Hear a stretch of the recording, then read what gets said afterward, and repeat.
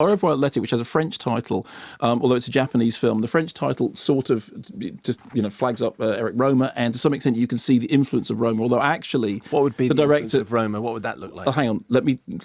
Okay, so let me say before. Actually, the greater influence would be Mikie, who is a Japanese filmmaker. Okay, right. Yeah.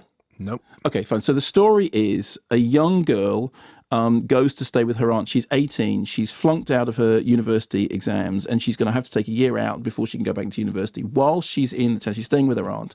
And it seems, on the one hand, to have this kind of, sunny last summer sensibility. There's a moment in it in which you see her. It's a 4:3 frame, the Academy frame. There's a moment when you see her and this young boy that she's sort of having an on-off non-relationship with, walking down these railway tracks.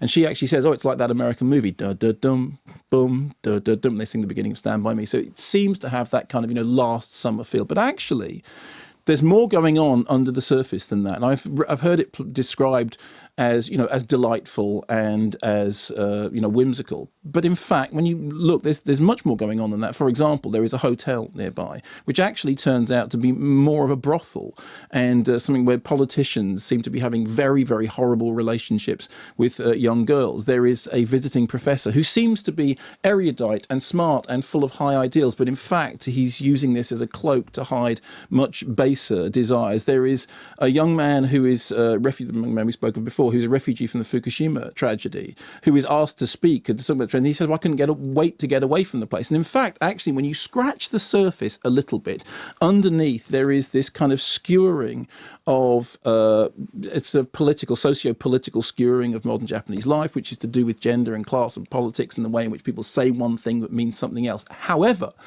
the whole thing is framed in this, strange, sunnily disposed, sort of, rather breezy and enchanting vision. So I think what the film looks like and what the film actually is are perhaps two slightly different things, but it's very enjoyable, and it's called Au Revoir L'été.